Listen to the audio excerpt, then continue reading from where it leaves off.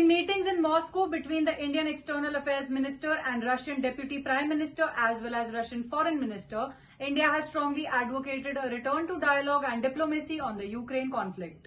With the Ukraine conflict being a dominant feature in his discussions with Russian Foreign Minister Sergei Lavrov in Moscow, Indian External Affairs Minister Dr. S. Jaishankar said that the global economy is too interdependent not to be impacted by a significant conflict, and the global south is feeling this very acutely, especially after 2 years of the pandemic.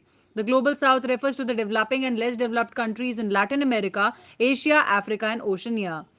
Speaking after the bilateral talks, Jaishankar said India strongly advocates a return to dialogue and diplomacy and is on the side of peace, respect for international law, and support for the UN Charter. Jaishankar offered help in issues including food grains and fertilizer shipments and support for any initiative that de risks the global economy.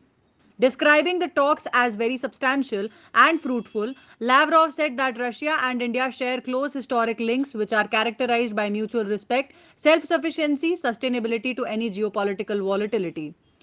Meanwhile, the US State Department said that the messages passed on to Moscow during Jaishankar's recent visit to Russia are not dissimilar to what Prime Minister Narendra Modi had said earlier.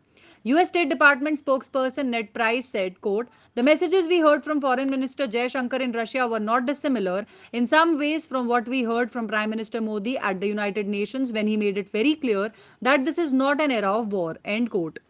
Price emphasized that the US was clear India reaffirms its stance against the Russia Ukraine war, wants to see diplomacy, dialogue, and an end to this war. Price said it was important that the Russians hear that message from countries like India with economic, diplomatic, social, and political might.